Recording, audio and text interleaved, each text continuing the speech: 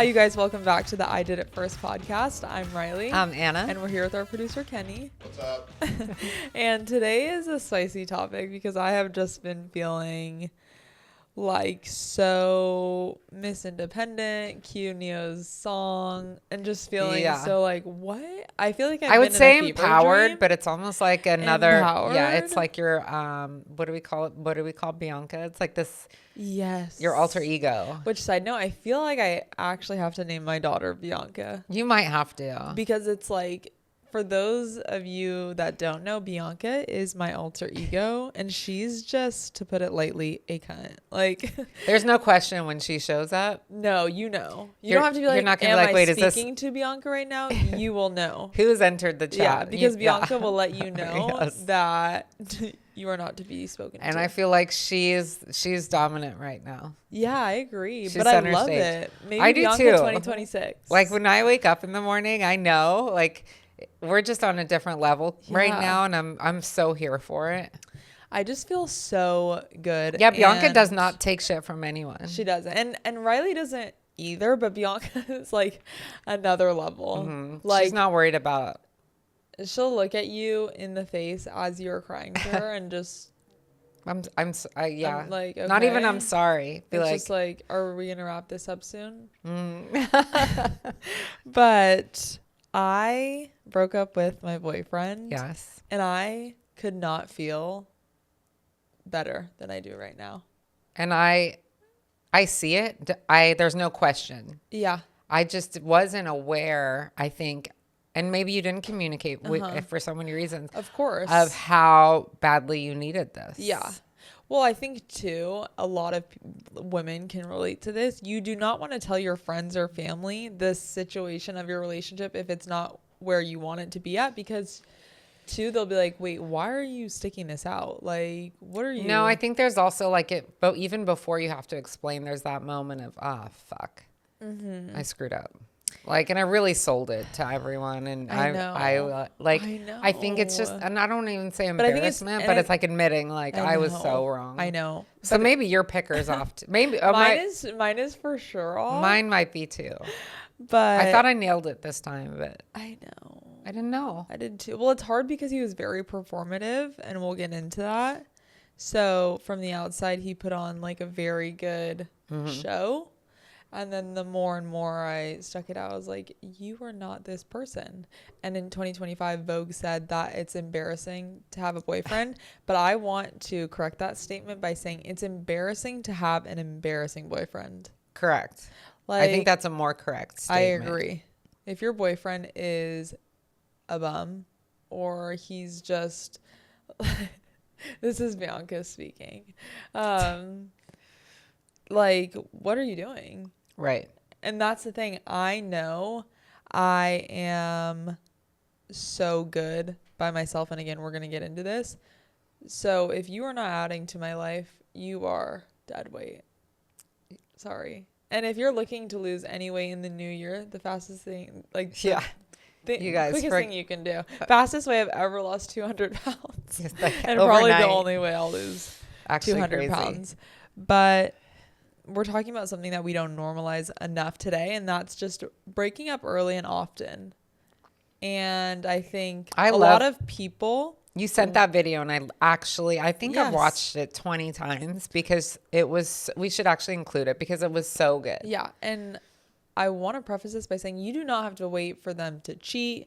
You do not have to wait for some extreme situation to present itself to just realize that it's not working out. Because when you're boyfriend and girlfriend, it's really not that deep yet. Like, you're not married. Unless you're sharing property or finances or children, you can actually leave and be like, and it's that's fine. Just that. Yeah. And that you've had friends, I've brought them up before, who were like coming out of high school, already in couples counseling, trying to work it out. And I'm just, I can't for the life of me figure out why you would become so invested in these. And I'm not saying you should just write everyone off, but at the same time, you go, okay, we're just not for each other. Yeah. People do it in the workplace every day. We're like, we're just not going to get along here, and that's okay. We got to work together. People do it in every aspect of their life. So why do they feel like, they start to just think we can work through this. We can work for what? Like, it's fine. Don't have to hate each other. Yeah, you can just decide you're not for each other. I agree. And I think that there's a lot of pressure, like social pressure, that tells you to work through things. But the truth is, I think there's a lot of strength in knowing when to just walk away. Yeah. And when it's not worth your energy. And sometimes that is the best thing that you can do. Yes. Is literally just walk away. But it doesn't even mean that you failed or that you're just giving it. Literally, you can just be indifferent. Like, you don't have to hate this person. And that's where I was. Like, I didn't hate him. And this is what I was talking about with Caitlin. And maybe that's almost worse. Yeah. Because hate is still a strong emotion. And I feel like when you hate people, you don't actually No, you were hate them. Indifferent is definitely how I would classify this. Like, it's so much worse because I know you, obviously. So when I see you not react like in any way, shape, or form, you know, even Dad goes, "Oh, this is bad. This is so bad," because he was visibly upset, and you were like this.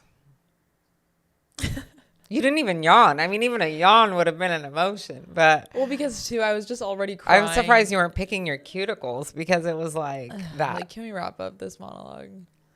It was bad. Dad was like, "This is whoa." But also too, I think he had narcissistic traits, For sure. and that is a narcissist's last attempt. It is, at and I know that for you. a fact. Yeah, like because it wasn't like you weren't.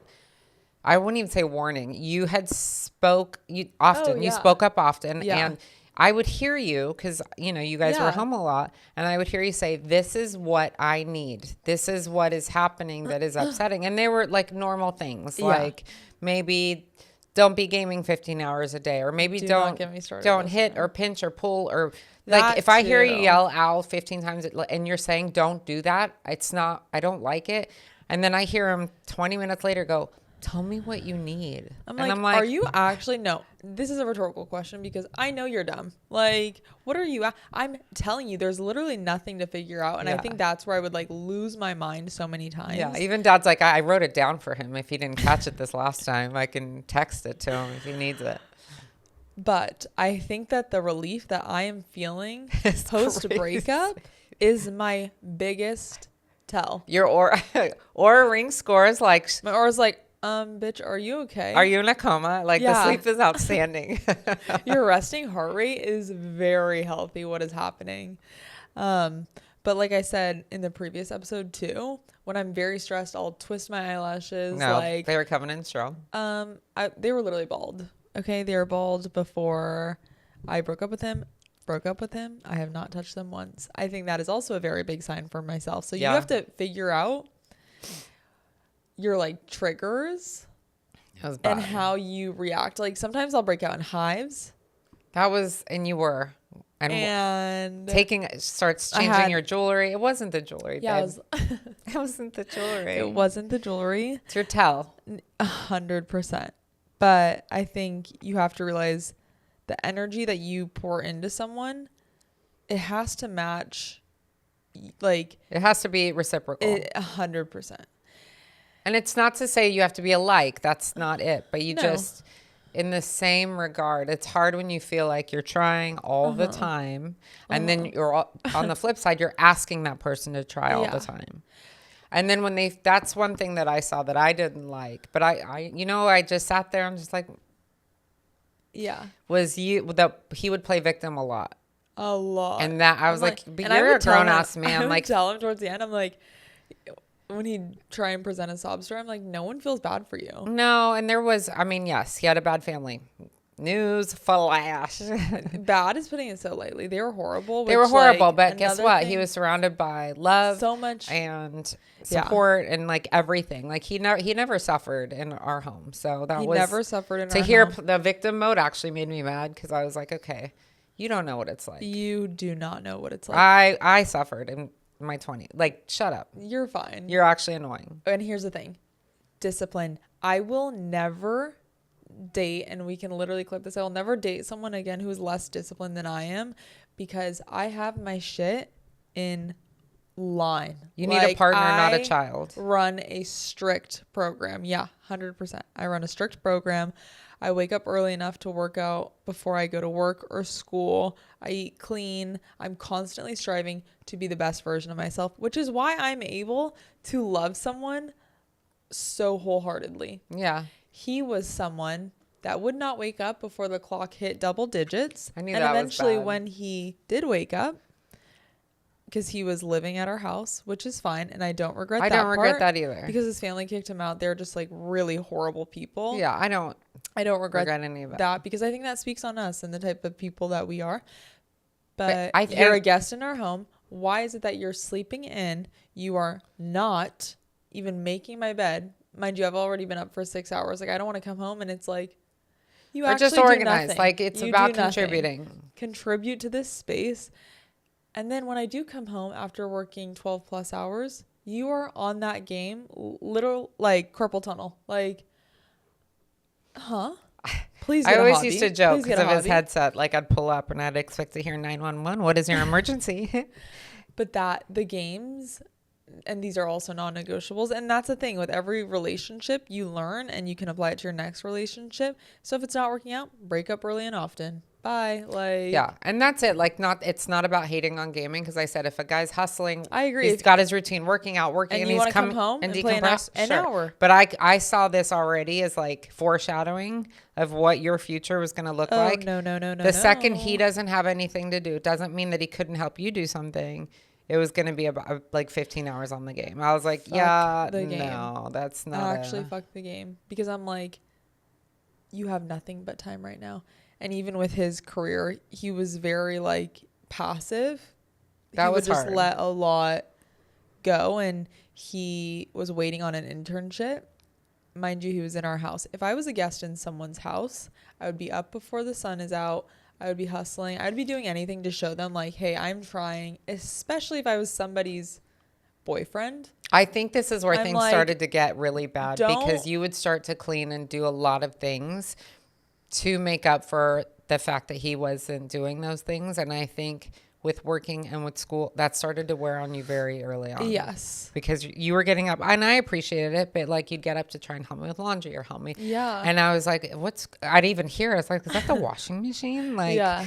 And I think it was that trying to overcompensate. And all those behaviors already should have been pretty indicative to you that like, this is the honeymoon phase. Like, what am I doing? The breakup early and often. This is like a perfect example of there was already so much distress. Yeah, I agree.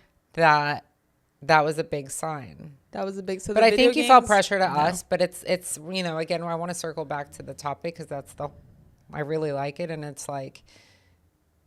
Things will get uncomfortable. You will have fights. Like, it's not that. But no, I'm not saying you need to find you were changing your entire behavior at this point to make up for this person. Yes. So I think you need to find your non-negotiables. And even like before this relationship, I had non-negotiables that I negotiated, unfortunately. And like, that's just the reality. Like, sometimes people will put you in an uncomfortable position. Mm-hmm. And like for me, absolutely no porn. Like that's fair.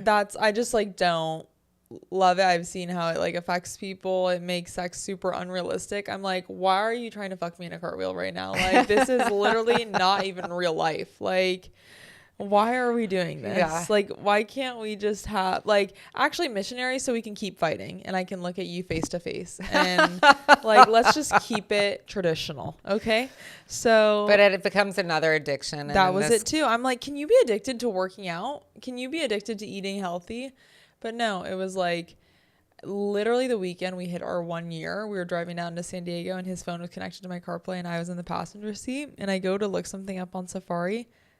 Disgusting. I'm like scrolling porn. I'm like, there's no way. Did not bring it up for the whole weekend, which self-control max. But that's the best too, when you know something. Oh yeah, because he's like, what is wrong? To watch and I'm like, nothing. Like, I'm not bringing it up right now. Like, we're not doing it.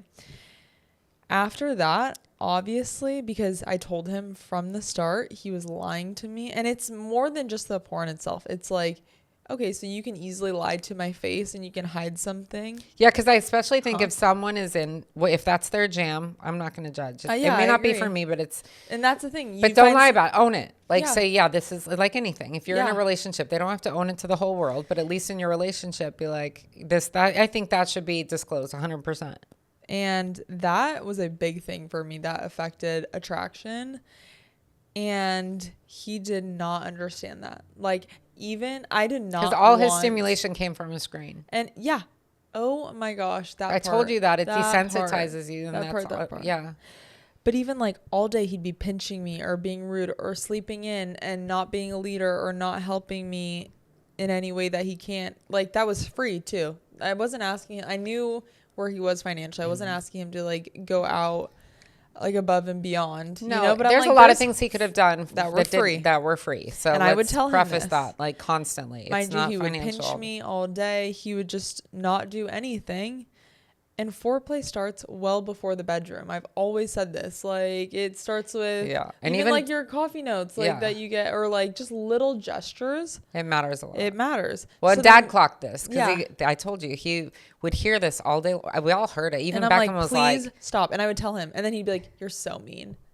I'm not mean. And but Dad said it's like he sets her up all day just to tell her she's mean. Yes. So eventually we'd lay in bed and he'd try and like start flirting, and I'd be like, I actually do not want to touch you. Besides the fact that I'm bruised all over. Yeah, and that's where I'm like, this Sore. is a problem. I'm unattracted to my boyfriend. Like, well, no, and it's a product of what he's done. It's not like But those were also red flags. Like, that's the thing. You just made it like it was something Well, annoying. he didn't respect emotional boundaries. He would like beat on me all day, and not in like a DV. I'm not saying it like that, but he would just like constantly be pinching me, or even when I'm like roughhousing. Stop. That's what it is. Yes, like horseplay. I'm like, please stop. Like, and then the porn, and I just did not want to have sex with him, and I was just like, I do not want to hook up with you. I do not.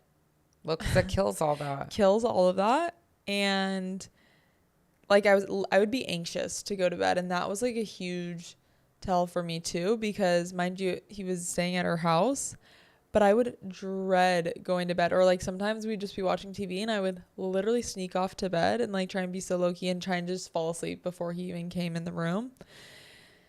And the day that I broke up with him, I was just trying to bring this up as a conversation. This is how it started. I was just trying to bring up this point, and as I was talking, I was like, there's actually nowhere to go from here.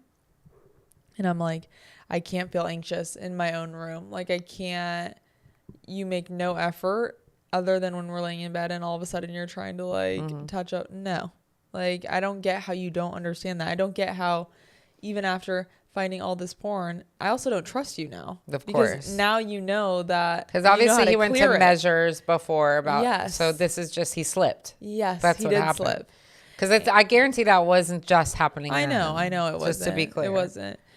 And it was. And as I'm like breaking up with him and I'm telling him like, I don't know when I can ever see being intimate with you again. Like, I'm, for lack of a better word, repulsed. And there was a time there. Oh my gosh. Actually, this is the best part of the story. For months, I was like, am I asexual? Like, what is wrong with me? No. I was like, why do I not want to be intimate with my boyfriend? And that day that I broke up with him, I was at spin class. And usually at spin, it's like just the girls and the gays. It's just the girls. Yeah, I love it like, in there. It's a safe space. It's a safe space. It's like a Barbie dream house. Yeah, like, it is. It's perfect. And there was the Barbie hottest dream house guy, like 6'5", mustache, tattoos, like my type to a T. And I look over at you. In that moment, I was like, I saw him walk in, and I look over at you. We got a pulse. You already locked it. Yeah. You're like, there she is. I was like, wait, I'm not. So then that is like literally what triggered that conversation. I was like, I can't feel like this. Like, imagine someone making you feel bad in your own life. Isn't that crazy? Oh my gosh. I love that. No. And as I'm telling him this, he's like, well, you realize you have to have sex to have children. I'm like, no, I get that part. And I don't, I don't want to have sex. Are you recommending a donor? Because I'd be down, actually. I'm open to reviewing applications. But as I'm talking, I'm like, there's literally nowhere to go from here. And he's like, I'm getting friend zoned. And I'm like, Well, not quite. See, this also, again, this is another, everything centered around ego. It was ego. Yeah. Friend zone. Who cares about the friend zone? And I'm like, we're not going to be friends. You're like, uh-oh, here's Bianca. I'm surprised you didn't laugh just like that.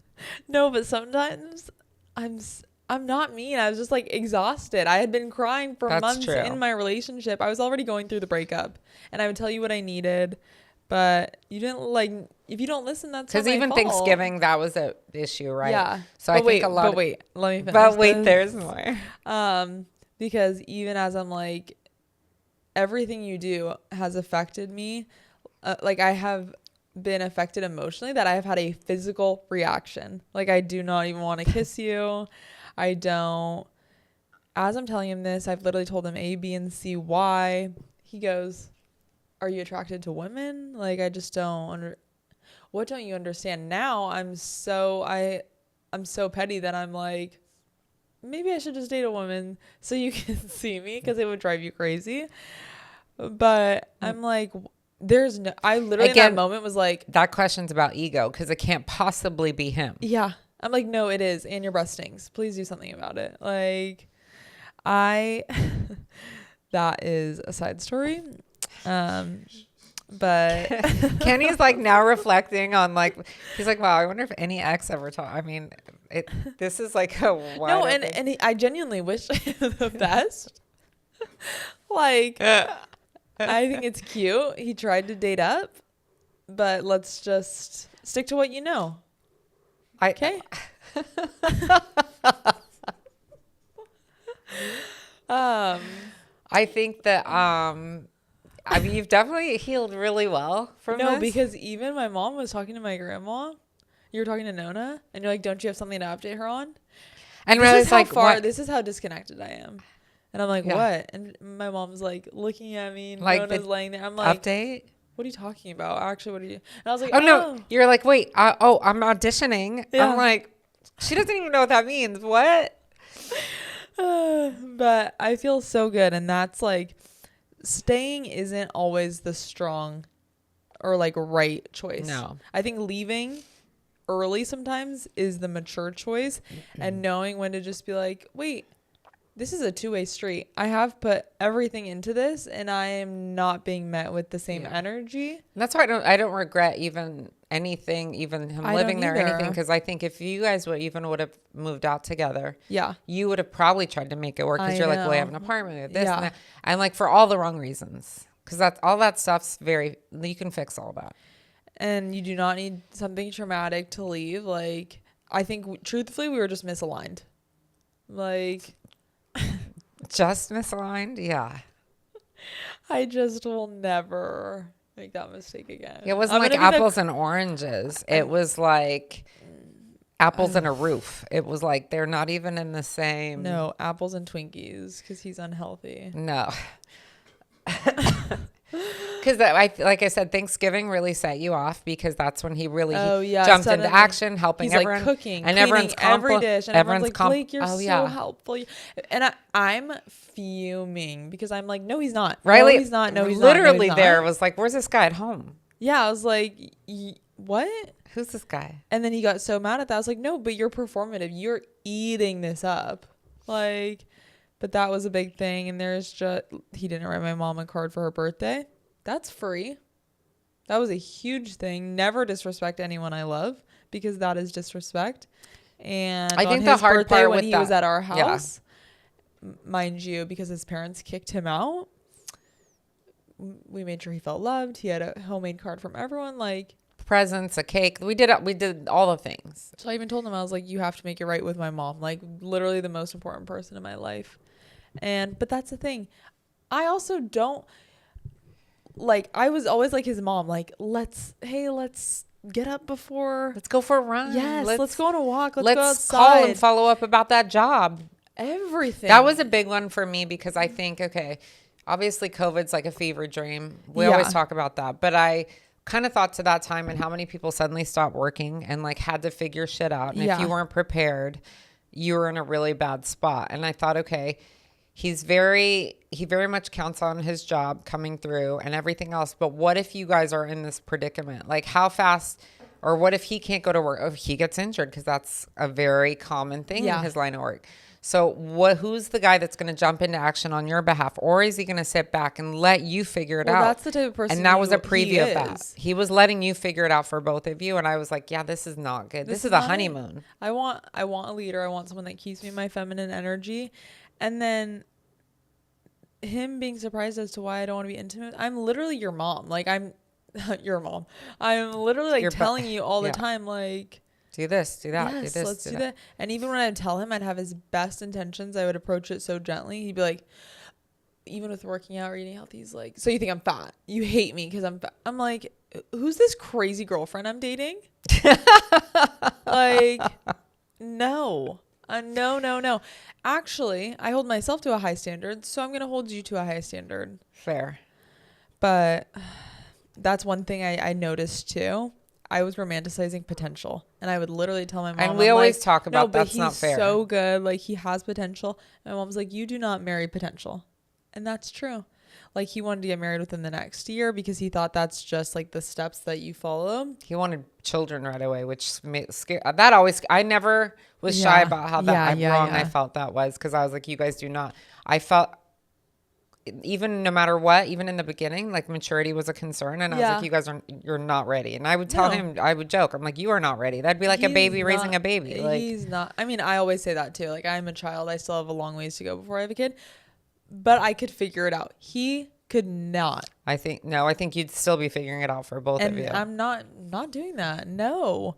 I think he wanted the aesthetic of like, oh, I have a wife and these are my kids. Yeah, and I work here. And I work here. It was like everything on paper. Yes. Because like I said, I think I had a flash forward to him coming home from work, you with like a newborn that was sick maybe, and you need a break. I have to clock into video games. Yeah. Club Penguin needs me.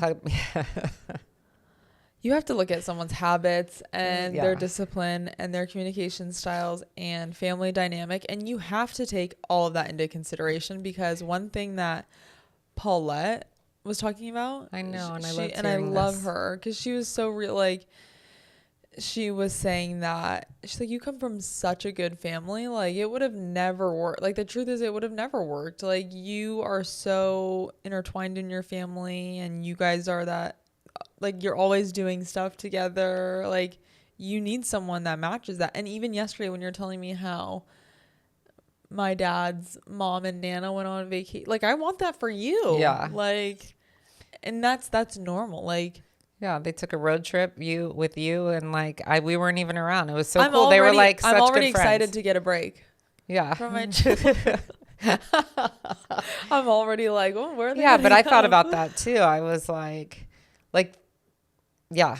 Yeah. Like, it's funny because you talk about an ex's mom that was really cool. Oh my gosh. I love her. I actually felt like Carrie Bradshaw. Remember when she goes to break up with the mom? That was me. Yes. Because I feel like, and remember, we were so close to meeting so many times. I don't know if you remember this, because I do clock this, and we didn't. And I think, gosh, I bet that was better, because I would have loved her. I think we would have been really good friends. I do too. And I think it just worked out. Like, I would have made it work because for that reason alone. The only problem was him. I know. His whole family loved them to pieces. That's the hard part. This is the like polar opposite of what you just dealt with, right? Like he had his moments. And like, there were some things I liked. Like, he's like, you should be a stay-at-home mom. Like, I'll take care of you. But it was more for like control. A power dynamic. Yeah. And he was kind of an addict. He was. Which, I don't judge addiction, but he actually thought his was by choice. I'm like, babe, this isn't a choice. You're in it. Yeah.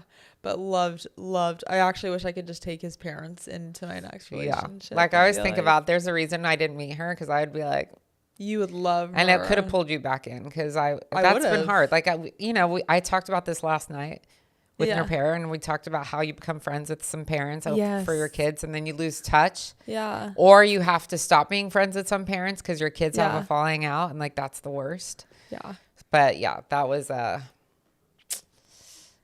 definitely meant to be that way, I guess. It was meant to be. And I genuinely feel so good. And that is like one thing I took an audit of at the end of last year. I was like, I cannot go into But even looking at Paulette and her hubby, like, that's perfect. He adores her. And that's but like in the most genuine, pure way. That's because like, my ex-boyfriend too was like, I have to tell you no. You don't hear no enough. Who says that? Like, I told my Nona that. She's like, no, your boyfriend should only want to tell you yes. And that's the truth. That's why. And he said that in front of me. Like, I was like, wait, what? Actually, my biggest op. Like, you should want to spoil and give me the world. Like, but even if you don't mean it, just lie about it. Like, you're so weird. It's embarrassing. Like, who doesn't even just bullshit that part? But I look at someone like Paulette, and her husband's obsessed with her, and that is exactly how it should be. It is. Well, and 100%. It's reflective in their, yes, you can see it. They have they're perfect. She's perfect. Yeah, you can definitely see it. But I feel so good. There is not one part of me that regrets that decision. That's the part that, I mean, I'm constantly like kind of taking this minor inventory every day of you. Because obviously as a parent, I'm like, I want to make sure, like you, Beck, I'm always like, yeah. And the way that you're thriving might actually terrify me a little bit. But that's one thing. I'm like very good at making a decision and sticking to it. Like, honestly, to better myself. Like, I'm very good at that. Like, I'll set my mind on something and I'll be like, I mean, it has its moments. It's not great, but yes, for the most part, it's good. Yeah. And I just knew that when I was already questioning my relationship, I already had my answer. And that's the truth. If you have to question, you know. Like, and that's what Whitney said last night. She's like, I already knew what you were gonna do. Like, when that pros she's like, and you just did it list, so quick. Like, I think, like, not so quick, but she's like, you literally made your mind, and you're like, I'm not wasting any time. Because we've talked about this on another episode, how you'll avoid breaking up with someone because of the process is so long and drawn out. I know. And so you basically took that episode and said, nope, we're going to show you how it can be done. So, listener, choose your own peace over their potential, because it's just not worth it. And break up early and often. And that was the one thing I heard, remember, and that I like imagine, because you've said this about your Instagrams. Why would someone make you feel bad on your social media? And that's what made me think of, they make you feel bad in your own life. And I like really have thought of it. I'm like, actually, you just lost access to me. Yeah. I can choose. You can choose. Well, and you did. I'm in awe of this. I'm so proud of myself. So do something to make yourself proud. Yeah. Break up with your embarrassing boyfriend. But if he's lovely, then keep him close to your heart. Yeah. Yeah. I mean, they don't have to be perfect. Just try. Yeah. So thank you guys so much for listening. I feel so good. Like, I actually feel it's amazing. 220 pounds lighter. I feel amazing. Like I said, I'm in awe. Thanks. I want to be like you when I grow up. Stop. I love you. I've brought this up a lot lately. I'm like, I want to be like Riley. Oh, makes me sad. What's his gamer tag? Oh my gosh. It was something so... It was really lame. I remember it was something because he said his dad did it for him or something. But it was an inappropriate name. It was like, your dad made this for you when you were in 3rd grade? What is wrong with your family? Also a rhetorical question. We know. Thank you guys so much for listening to the I Did It First podcast. I'm Riley. I'm Anna. And we'll talk to you guys next week. Bye.